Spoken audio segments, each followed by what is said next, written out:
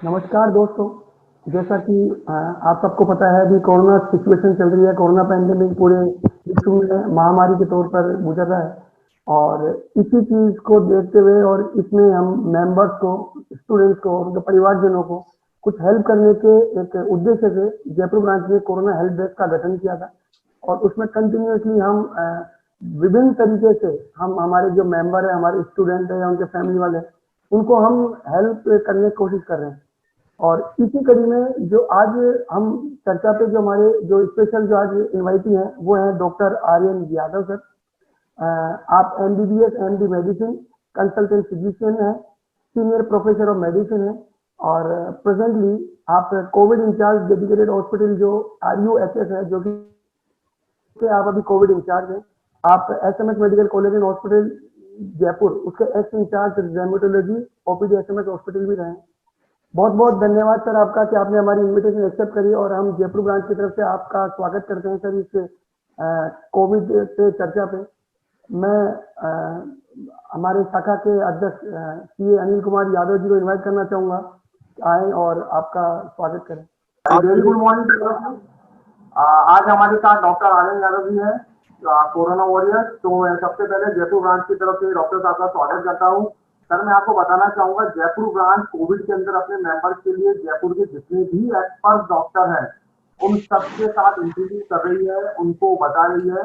हमारे साथ 9,000 CA जुड़े हुए हैं, 35,000 CA स्टूडेंट जुड़े हुए हैं और ये पूरी फैमिली हमारे साथ जुड़ी हुई है। तो बात करें तो 1 लाख से ज्यादा लोगों को इस प्रोग्राम का फायदा मिलने वाला है। सर, हमारे साथ जो आज के मॉडरेटर हैं वो CA मनीष अग्रवाल जी हैं और CA मनीष अग्रवाल जी भी कोरोना से फाइट करके जीत के वापस आए हैं।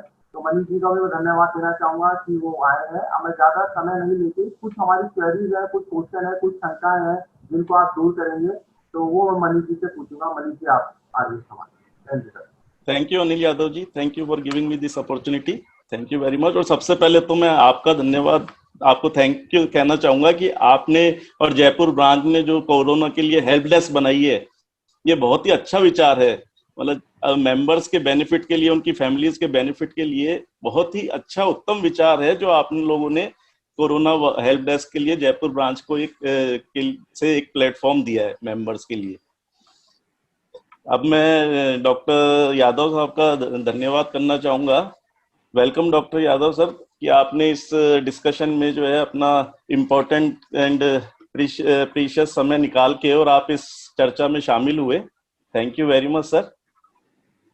धन्यवाद सर। सबसे पहले ये जो पेंडेमिक चल रहा है और इसमें इतना जो टेरर फैला हुआ है, सब जगह लोग इतने डरे हुए हैं, दहशत में हैं, तो सर एक तो सबसे पहला जो हमारा क्वेश्चन है वो ये है कि नॉर्मल फ्लू जो वायरल होता है उसमें और कोरोना के सिम्टम्स ऑलमोस्ट सेम है सर। बिल्कुल। जैसे फीवर आना, खांसी, जुकाम और आपके गले में दर्द, खराश। तो सर वायरल में भी ये नॉर्मली हम देखते आए थे कि पहले वायरल में भी यही सब सिम्टम्स होते थे और अभी कोरोना के भी यही सिम्टम्स बता रहे हैं। तो सर एक नॉर्मल आदमी कैसे जज करेगा कि भाई जब तक उसकी टेस्ट रिपोर्ट नहीं आ जाती कि उसको नॉर्मल फ्लू वायरल हुआ है या कोरोना से वो संक्रमित हुआ है? इसके बारे में सर कुछ बताएं।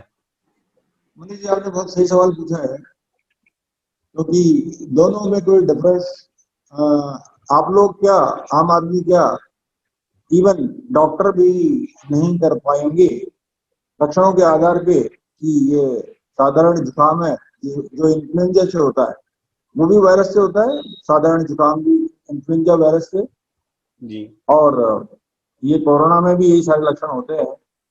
तो ये तो ना आम आदमी क्या, डॉक्टर भी बिना इन्वेस्टिगेशन के या एडवांस स्टेज में ही मालूम कर सकते हैं या फिर जांचों के द्वारा ही मालूम कर सकते हैं कि दोनों में कैसे फर्क किया जाए। ये लक्षणों के आधार पे फर्क करना संभव नहीं है और एक ये बहुत बड़ी मुश्किल सभी के सामने है, आम आदमी के लिए ही नहीं, डॉक्टरों के लिए भी ये मुश्किल है, क्योंकि हर एक जुकाम, खांसी और बुखार के व्यक्ति को डॉक्टर को से परामर्श लेना और डॉक्टर के द्वारा देखा जाना आज के इस पेंडेमिक के समय में बहुत जरूरी है। तो हर एक व्यक्ति को साधारण जुकाम नहीं मान करके हर एक जुकाम खांसी और बुखार वाले रोगी को अपने आप को कोरोना रोगी मानते हुए ही डॉक्टर से परामर्श लेकर के उचित सलाह के द्वारा इलाज लेना चाहिए, ना कि जैसे पुराने समय में हुआ करता था कि ठीक है जुकाम है कोई बात नहीं, गोली खाली ठीक हो जाएंगे। अच्छा सर, आपने बताया कि ठीक है डॉक्टर की परामर्श से सलाह लेके और इसमें आगे बढ़ना चाहिए। तो सर इसमें जैसे हम टेस्ट के लिए आरटीपीसीआर जो टेस्ट कोरोना में सजेस्ट किया गया है कि इससे हम डिटेक्ट करेंगे कि कोई भी व्यक्ति को कोरोना हुआ या नहीं हुआ, संक्रमित हुआ नहीं हुआ। तो सर इसमें जैसे आज मेरे को सपोज फीवर आया, तो मुझे कितने दिन बाद आरटीपीसीआर टेस्ट के लिए जाना चाहिए? यूजुअली जो है ये पॉजिटिव 3 दिन बाद आता है।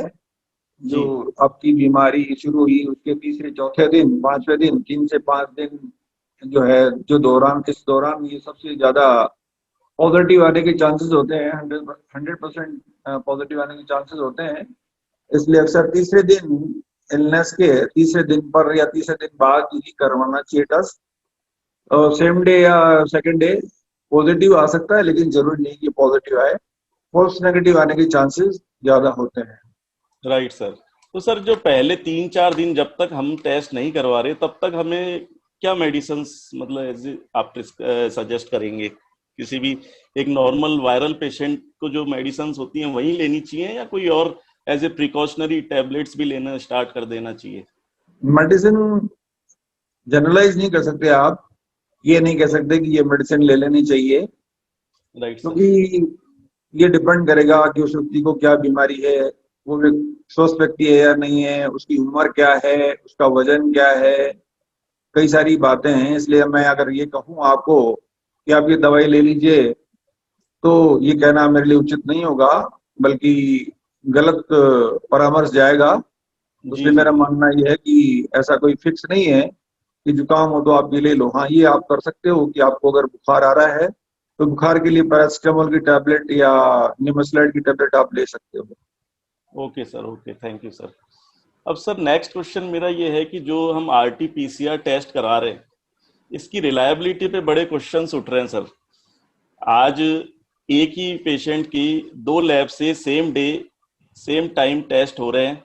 एक लैब कह रही है कि वो पॉजिटिव है, एक लैब कह रही है वो नेगेटिव है। सर इसके लिए आप क्या कहना चाहेंगे sir?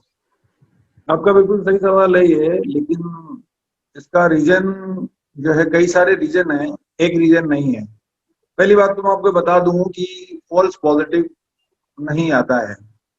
Positive means positive 99.99% until unless कोई वैसे एरर हो कि किसी का सैंपल एक्सचेंज हो जाता है या नाम कोई एक्सचेंज हो जाता है तो बात अलग है, वरना फॉल्स पॉजिटिव नहीं आता है। पहली बात आप ये समझ लें, पॉजिटिव मीन्स पॉजिटिव। सेकंड बात जो है वो नेगेटिव चांसेस 30% केसेस में नेगेटिव आने के चांसेस हो जाते हैं। उसका रीजन ये है कि या तो आपने टू अर्ली करा लिया हो, यानी बहुत जल्दी टेस्ट करा लिया हो, या टू लेट कराया हो, काफी लेट टेस्ट कराया हो, 10 दिन 11-12 दिन बाद कराया हो, या फिर क्या है कि सैंपलिंग आपका 2 जगह से नहीं होकर के एक जगह हुआ है तो भी जो है चांसेस नेगेटिव आने के हो जाते हैं। नाक से और गले से लेते हैं। इसके अलावा क्या है कि प्रॉपरली टच करके सैंपल लिया कि नहीं लिया इस पे भी डिपेंड करता है, टेक्नीशियन पे भी डिपेंड करेगा। ओके, कहने का मतलब कई सारे फैक्टर्स हैं जो कि डिसाइड करते हैं कि इसके अलावा भी कई सारे एंटीजन है, 5-6 एंटीजन होते हैं इसके। कुछ लोग कहीं कोई एंटीजन टेस्ट होता है, कहीं कोई एंटीजन टेस्ट होता है, तो उस पर भी डिपेंड करता है कि फॉल्स नेगेटिव आने के चांसेस होते हैं। इसलिए ये ध्यान रखने की बात है कि रिलायबिलिटी का कोई क्वेश्चन नहीं है। ये कई सारी चीजें जो डिसाइड करती है कि उसको पॉजिटिव और नेगेटिव। पॉजिटिव मतलब पॉजिटिव, बट डॉक्टर साहब जो जिस लैब ने नेगेटिव रिजल्ट दिया है तो क्या हम उससे ये क्वेश्चन हमें नहीं करना चाहिए कि भाई हमारा एक्स लैब ने तो हमें पॉजिटिव दिया, आपने नेगेटिव दिया है, तो हम क्या माने इसको? नहीं, क्वेश्चन तो नहीं कर सकते क्योंकि ह्यूमन एरर जो है, जैसे टेक्नीशियन ने कितना एफिशिएंटली वहां सैंपल लिया है, नंबर 1। नंबर 2, सेम टाइम पर है तो कोई बात नहीं है, डिफरेंट टाइम पर है तो भी डिफरेंट रिपोर्ट आ सकती है। वायरल लोड कितना है, वायरसेस कितने हैं वहां पर, उस पर भी डिपेंड करता है, वो भी इम्पोर्टेंट है। और कौन से एंटीजन टेस्ट कर रहे हैं वो भी है। जी मैंने बताया वो जी कई डॉक्टर सारे साहब। फैक्टर्स हैं।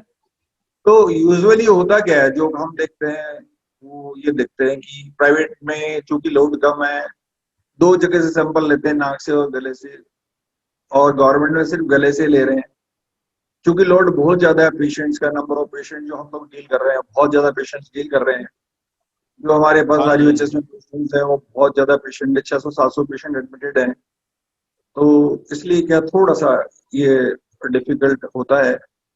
तो और इसलिए मेरे ख्याल से ये अपन ये क्वेश्चन ना करें तो ही ठीक है, बिकॉज ये क्या है कि टू अर्ली और टू लेट का सिस्टम भी है, वो उसमें भी नेगेटिव आ जाता है। तो ज्यादा बेटर ये है कि लक्षण और आरटीपीसीआर, और आरटीपीसीआर से भी ज्यादा इम्पोर्टेंट आप हो सकता है मेरे से आगे क्वेश्चन पूछे हैं। जी सर, मैं ये कह रहा था कि मान लीजिए कि किसी व्यक्ति ने आरटीपीसीआर टेस्ट कराया और वो पॉजिटिव, उसके उस रिपोर्ट में पॉजिटिव आ गया है कि भाई आप कोरोना पॉजिटिव हैं। अब सर वो होम क्वारंटाइन हो रहा है। आज के टाइम मोस्ट ऑफ दी जो पेशेंट्स है वो नॉर्मली होम क्वारंटाइन में ही जा रहे हैं इनिशियल लेवल पे, तो इनिशियल स्टेज पे। तो सर होम क्वारंटाइन के दौरान आप क्या प्रिकॉशन सजेस्ट करेंगे पेशेंट के लिए और उसकी फैमिली के लिए? मेरा तो विचार ये है कि होम क्वारंटाइन तो मैं तो नामुमकिन सा मानता हूँ। उसका रीजन ये है कि एक तो लैक ऑफ फैसिलिटीज, घर के अंदर बहुत ज्यादा स्पेसियस, बहुत ज्यादा आइसोलेशन, यानी कि पूरा अटैच टॉयलेट के साथ में रूम का होना, वेल वेंटिलेटेड रूम का, सेपरेट रूम का होना, ये थोड़ा सा हर घर में मुश्किल है। पर अगर किसी के पास फैसिलिटी है तो फिर lack of knowledge. Lack of knowledge का मतलब ये हुआ कि जो भी बंदा जिसको पॉजिटिव आ गया है, तो उसको क्या है कि पूरी तरह से सेपरेट, यानी कि उसके खाने का मैं मानता हूँ कि डिस्पोजेबल अगर उसको दे दिए जाए तो अपना डिस्पोजेबल रखे। वो बाहर से जैसे उनको कुछ सप्लाई कर दिया, अंदर अपना वो डिस्पोजेबल में ले लिया, उसने अपना एक डस्टबिन बना के रखा, उसमें उसने सब डाल लिया, यानी कि खुद क्लीन करे वो सारी चीजों को, अपने बर्तन वगैरह, अपने कपड़े वगैरह खुद क्लीन करे, और बाहर बिल्कुल भी ना जाए अपने कमरे से बाहर, और जो भी चीज आती है उसको अंदर ले लें। और एक ये भी कर सकते हैं कि जो भी चीजें आती है किचन से, ग्लास आ गया, प्लेट आ गई, थाली आ गई, कुछ भी आ गया, उसको वो अपना क्लीन करके रख सकता है 3 दिन तक। 3 दिन बाद उनको जो है, 3 दिन या 4 दिन, कोई जरूरी नहीं है, मतलब ये है कि वापस अगर आप प्लेंटी ऑफ आपके पास में है बर्तन वगैरह तो फिर ठीक है, उसको वहीं अंदर रखा रखे वो, उनको कहीं पे अपना क्लीन करके रखता जाए, उनको बाहर ना दे, है ना। तो राइट सर। ये बड़ी इंपॉर्टेंट चीज है, मतलब और शेयर नहीं करना चाहिए उसको, कुछ भी बार बार भी नहीं आना चाहिए। अगर आप चाहते हैं कि और दूसरे फैमिली मेंबर्स कॉन्टेक्ट में न आए तो, अगर ये पॉसिबल नहीं है और एक बंदा आप केयर टेकर उसके साथ रख रहे हो, ओल्ड एज है या और कोई है, तो उस केस में उस बंदे को मास्क लगा लेना चाहिए, और जो बंदा जो क्वारंटाइन हो रहा है वो भी मास्क लगा के अंदर रखेगा अपना, दोनों मास्क लगा के रखेंगे। उसके अलावा केयर टेकर को कुछ मेडिसिन वगैरह बताएंगे प्रोफाइलैक्सिस के लिए, जिसको कोई प्रॉब्लम ना हो। Right sir. सर अभी आपने बताया कि नॉर्मली आप सजेस्ट नहीं कर रहे कि होम क्वारंटाइन होना चाहिए कोरोना पेशेंट को, बट सर अभी जो फैसिलिटीज हम देख रहे हैं गवर्नमेंट लेवल पे और जो अभी अवेलेबल फैसिलिटीज है उसमें ये सुनने में आ रहा है कि बेड्स, कोविड बेड ही अवेलेबल नहीं है। तो सर अगर जो आज पेशेंट, जिस साइज में पेशेंट आ रहे हैं, कोरोना से जो संक्रमित लोग आ रहे हैं, और अगर वो सब अगर हॉस्पिटलाइज होना चाहें तो उनको आज बेड अवेलेबल नहीं है, तो सर फिर वो कैसे होगा पॉसिबल सर? मेरे मेरे विचार में तो ये है कि जिन लोगों को, मेरा मानना यह है कि सबको हॉस्पिटलाइज बिल्कुल नहीं होना चाहिए, क्योंकि हॉस्पिटलाइज होने का मतलब पेशेंट के लिए फीलिंग ऑफ इनसिक्योरिटी हो जाएगी। वो पेशेंट को कॉन्फिडेंस कम रहेगा, घर पे कॉन्फिडेंस ज्यादा रहेगा। अगर अच्छा वो अपने घर पे रहे, अलग से रहे, राइट सर, राइट। और अच्छा होगा कि एक पल्स ऑक्सीमीटर अपने पास रखे, सबको जैसे नॉलेज हो गया है। सबसे जी जी। इम्पोर्टेंट है पल्स ऑक्सीमीटर। अगर किसी को 2-3 चीजों का ध्यान रखे कि उसको बहुत एक्सट्रीम वीकनेस है, बहुत ज्यादा वीकनेस, उसको लगता है यार मैं तो बैठ भी नहीं सकता हूँ, ओके। या उसको बहुत ज्यादा बॉडी एक रहता है, बहुत ज्यादा माइल्जिया या पूरी बॉडी में एक सो रहा है, या फिर उसको बुखार चले जा रहा है 3 दिन 4 दिन से ऊपर बुखार चले जा रहा है, तो ये 3 बातें तो ये है। चौथी बात ये है कि उसको सांस की प्रॉब्लम होती है तो, और 5वीं बात जो बहुत इंपॉर्टेंट है, जो ऑक्सीजन पल्स ऑक्सीमीटर के द्वारा देखा जाता है, वो जो है अगर उसका 97 से नीचे आता है, 96 से नीचे आता है, तो उसको इमीडिएटली हॉस्पिटलाइज होना चाहिए, वरना उसको ज्यादा बेटर ही होगा कि वो होम पे ही रहे अपना। और आजकल फैमिली साइज छोटे हैं, और मैं ये मानता हूं कि अगर किसी को फैमिली में 4 मेंबर हैं और एक को अगर कोरोना पॉजिटिव आ गया है, तो मेरा मानना यह है कि रेस्ट ऑफ द 3 मेंबर्स होंगे वो भी पॉजिटिव होंगे, वो क्वारंटाइन होगा उससे पहले ही वो पॉजिटिव हो चुके होंगे। Right sir. तो इसलिए मैं मेरा मानना ये है कि अननेसेसरी आप मैन पावर को और अननेसेसरी आप जो है एग्जॉस्ट करो, अननेसेसरी, यानी कि जो पेशेंट जिसको कोई बहुत प्रॉब्लम नहीं है, जिसको कोई लक्षण नहीं है, पॉजिटिव आ गया है, या जिसको बहुत मामूली लक्षण है, जिसको 1 दिन बुखार रहा है या 1 दिन 2 दिन गला खराब रहा है, तो उसको मेरा मानना यह है कि उसको घर पे ही रहना चाहिए। जी रही बात बेड्स की, बेड्स का ये है कि गवर्नमेंट हॉस्पिटल में RUHS में हालांकि चूंकि पहला डेडिकेटेड हॉस्पिटल बना और वहां पर लोड था, लेकिन अभी ESI हॉस्पिटल और जयपुरिया हॉस्पिटल 2 हॉस्पिटलों को और डेडिकेट कर दिया गया है, इसलिए अब वो वाली समस्या नहीं रही है। दूसरा, गवर्नमेंट ने जो है जो प्राइवेट हॉस्पिटल है उनको भी जो है 30% बेड रिजर्व करने के लिए स्ट्रिक्ट ऑर्डर्स दे दिए हैं, तो वो भी अब ऐसा लगता है कि अब इतनी प्रॉब्लम नहीं आनी चाहिए। Right sir, right. अब सर हम अपने नेक्स्ट क्वेश्चन पे आते हैं कि सर अभी ये देखने में आया है कि कई हॉस्पिटल्स में जैसे कोरोना पेशेंट गए और उनको जो प्रिस्क्रिप्शंस दिए जा रहे हैं उसमें उन्होंने एक जनरलाइज एक लिस्ट प्रिंट कर रखी है जिसमें 10 to 12 मेडिसिन्स उन्होंने पहले से नोट करके और वो सब पेशेंट को वो पकड़ा देते हैं कि आपको ये लेनी है। अब उसमें सर जैसे जो अभी रेमडेसिविर और फेविफ्लू जैसी, फेविपिराविर जैसी जो टैबलेट्स हैं वो भी उसमें मेंशन्ड है। अब सर मानिए कि मैं खुद भी सर, जैसे आप भी अनिल जी ने बताया आपको, मैं भी कोरोना पॉजिटिव रह चुका हूँ और होम क्वारंटाइन से ही ठीक हुआ मैं। तो सर उसमें जैसे मान लीजिए मेरे माइल्ड सिम्टम्स थे, बहुत ज्यादा मतलब मेरे सीरियस सिम्टम्स नहीं थे, मेरे माइल्ड सिम्टम्स थे, बट मेरी रिपोर्ट पॉजिटिव आई और मेरे को अगर डॉक्टर ने उन्होंने वो 12 टैबलेट जो उनकी पहले से उन्होंने लिस्ट बना रखी है वो पकड़ा दी कि ये आपको सारी लेनी है, तो सर क्या आप ये सजेस्ट करेंगे कि ये फेविफ्लू और जो रेमडेसिविर और जो इस तरह की टैबलेट्स हैं ये इनिशियल लेवल पे कोरोना पेशेंट को लेनी चाहिए? देखिए, मैं आपको ये बता दूं कि जो लक्षण विहीन बंदा है उसको कि इंसिडेंटल डिटेक्शन हुआ है, इंसिडेंटल मतलब वैसे ही करा लिया चलते फिरते और पॉजिटिव आ गया है या कांटेक्ट में आया, तो मैं कह रहा हूँ कि जिन लोगों को लक्षण नहीं है उन लोगों को तो मेरे ख्याल से उन लोगों को कोई ज्यादा लेने की जरूरत महसूस मैं नहीं करता हूँ। ये जो आप लिस्ट देख रहे हैं वो लिस्ट देख रहे हैं vitamin B, vitamin C, vitamin D और जिंक, इनमें 3 तो विटामिन होते हैं, बी, सी, डी, और एक होता है जिंक, ये 4 फिक्स हैं। ये तो क्या है कि इम्यूनिटी एनहांसर है, इसलिए इसमें तो कोई ऐसी बात नहीं है। बिल्कुल। 4 के अलावा एक होता है एंटीबायोटिक, अगर किसी को जिससे इन्फेक्शन ना हो, वायरल इन्फेक्शन के बाद में बॉडी वीक हो जाती है तो उसके बाद में उसको एक एंटीबायोटिक, डॉक्सी टाइप की कुछ उसमें है, डॉक्सीसिलिन, any antibiotic, not only one but there are many antibiotics which can be used, तो ये एंटीबायोटिक्स हो जाती हैं। उसके बाद में एक आधा पैरासिटामोल हो जाता है, उसके बाद में एक आधा एनाल्जेसिक हो जाता है।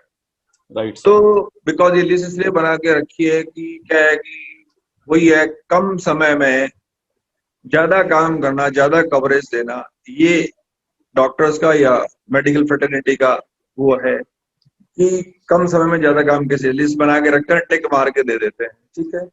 रही बात फेविफ्लू और रेमडेसिविर की, तो फेविफ्लू हम कैटेगराइज करते हैं पेशेंट को कि पेशेंट को माइल्ड सिम्टम है, मॉडरेट सिम्टम है या सीवियर सिम्टम है। तो ये बहुत सारे पॉइंट्स है, वो मैं आपसे नहीं डिस्कस कर सकता, 10 पॉइंट है कम से कम जिनके आधार पे हम उसको कैटेगराइज करते हैं पेशेंट को। पर माइल्ड पेशेंट जो होता है वो उसका ऑक्सीजन सैचुरेशन कम नहीं होता, और जो बाकी 2 कैटेगरी है उनमें ऑक्सीजन सेचुरेशन कम हो जाता है 96% से कम। तो जिन लोगों का ऑक्सीजन सेचुरेशन कम हो जाता है उनको तो रेमडेसिविर और रेमडेसिविर के अलावा भी बहुत सारी ड्रग्स हैं जो आपको भी पता नहीं है। प्लाज्मा देते हैं, टोसिलिजुमैब देते हैं, जो काफी कॉस्टली मेडिसिन आती है टोसिलिजुमैब, वो भी लगाते हैं क्रिटिकल पेशेंट्स को।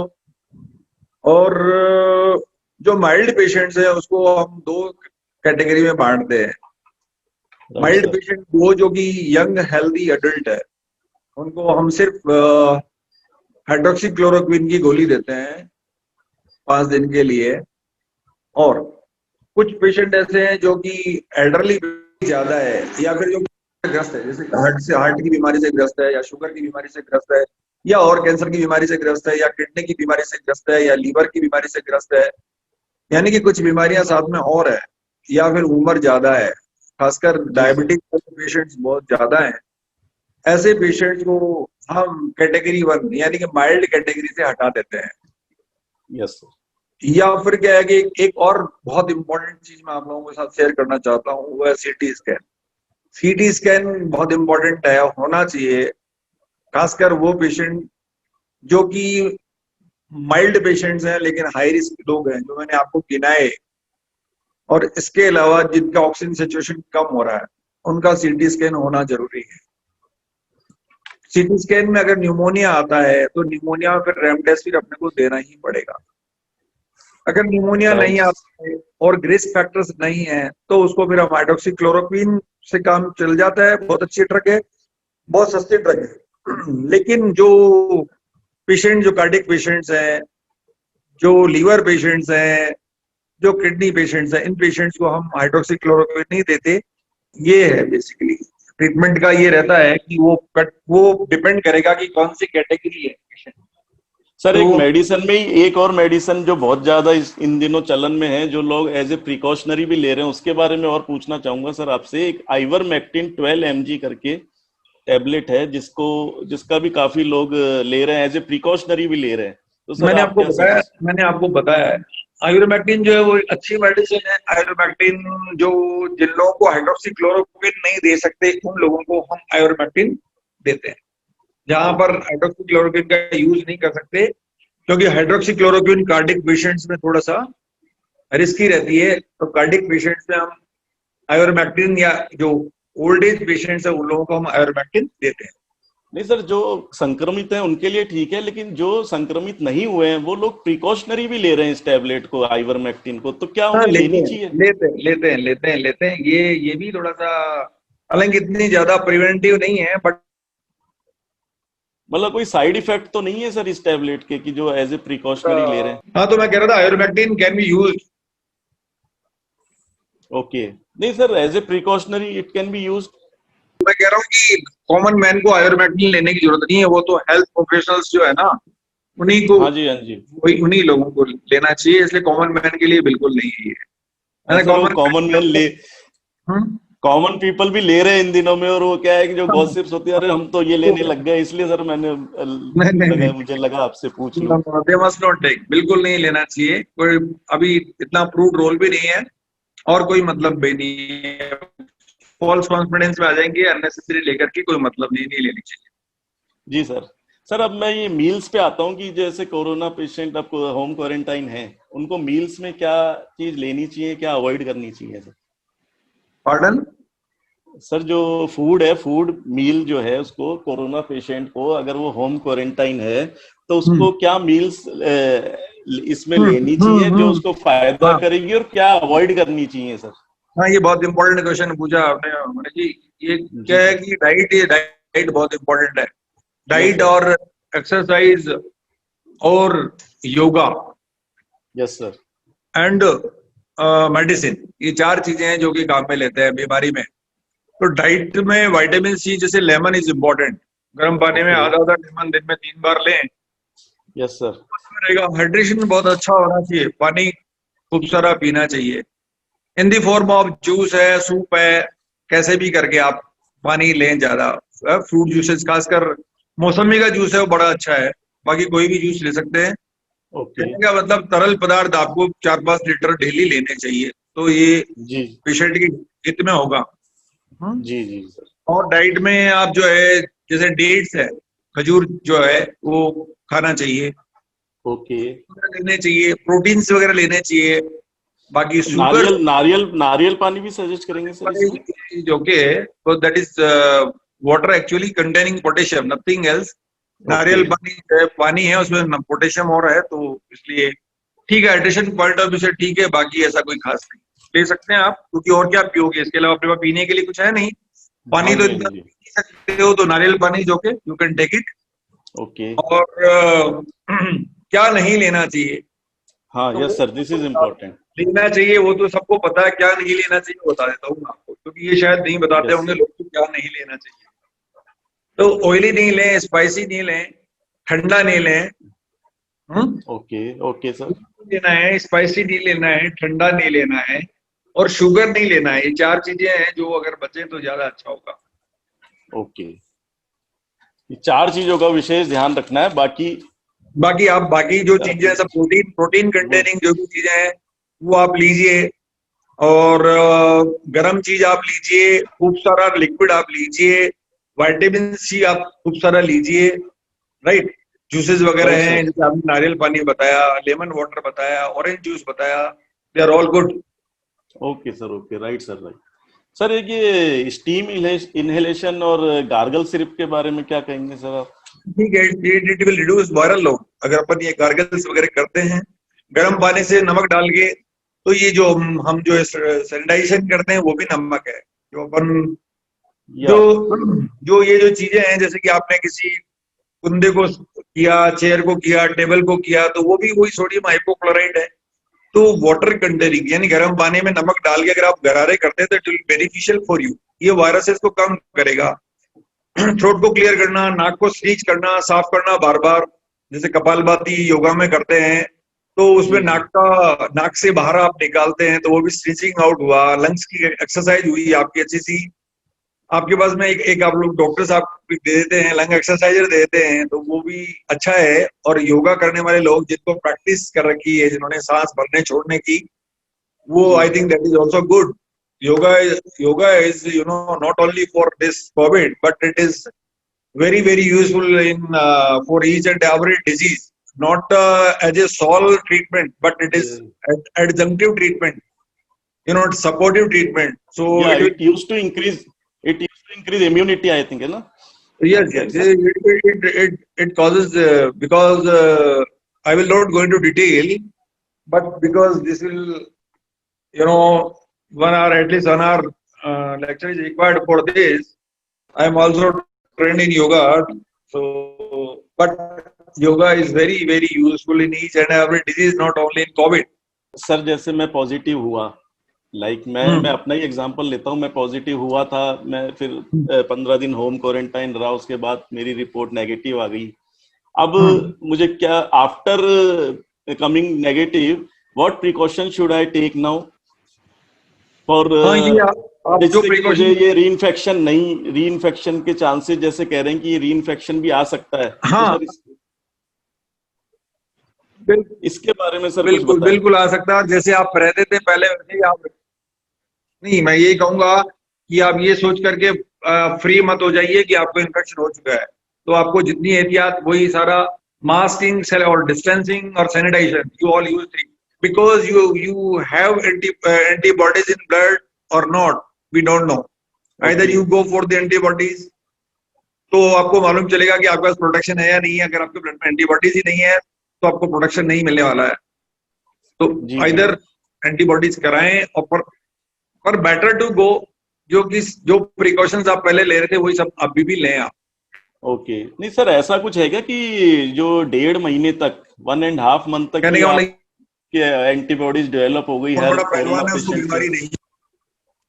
हेलो, हाँ सर, मैं ये कहना चाह रहा हूँ कि कोई भी आदमी ये ना समझे कि वो बहुत बड़ा पहलवान है, उसको कोरोना नहीं हो सकता। ओके, नहीं सर, अभी हम रीइंफेक्शन पे डिस्कस कर रहे हैं सर, कि जैसे ऐसा कई डॉक्टर्स ऐसा कह रहे हैं कि आप 1.5 महीने तक आप फ्री हो, आपको कोरोना नहीं हो सकता, आपके एंटीबॉडीज डेवलप हो चुकी होंगी। डॉक्टर ठीक कह रहे हैं, 1.5 महीने 3 महीने तक दोबारा नहीं होते हैं, 3 महीने तक रीइंफेक्शन के चांसेस नहीं है। कि ऐसा देखा गया कि 3 मंथ्स तक एंटीबॉडीज ब्लड में रहते हैं, एंटीबॉडी मतलब इम्यूनिटी रहती है। अब वो है कि नहीं है आपके पास में इम्यूनिटी, तो ये तो डिसाइड करें पहले। 3 महीने की बात तो बाद की है। वो एंटीबॉडी टेस्ट से डिसाइड होगा। Yes yes yes. ओके, तो सर अगर मेरे एंटीबॉडी आती है तभी मैं प्लाज्मा डोनेट कर सकता हूँ? तभी आप कर सकते हैं। ओके, अगर टेस्ट में एंटीबॉडीज नहीं आती तो फिर तो कोई मतलब ही नहीं। एक बात आप आपने लोगों इतने को कहना चाह रहा हूँ सब लोगों को कि कोई भी आदमी अपने आप को पहलवान ना समझे। Right sir. सर एक लास्ट क्वेश्चन और पूछना चाहूंगा कि जैसे पॉजिटिव होने के बाद, अब जैसे होम क्वारंटाइन के बाद मैं नेगेटिव हुआ, अब मुझे बाद में भी कोई मेडिसिन, ये विटामिन सी, डी और नो ये नो नो, लेनी चाहिए, nothing zinc nothing tablets? Nothing nothing nothing. Normal life, normal life, normal life. Okay, यानी कि good diet, exercise and yoga. जी जी जी, right right sir, right. Thank you sir, thank you so much. Thank you very much, sir. Thank you very much welcome for sparing this for sparing time in your busy schedule. Thank you very much for Welcome. this healthy discussion. Kuldeep ji, You are आप welcome. Our members would be definitely benefited from this discussion with you. Thank you. Thank you very much, sir.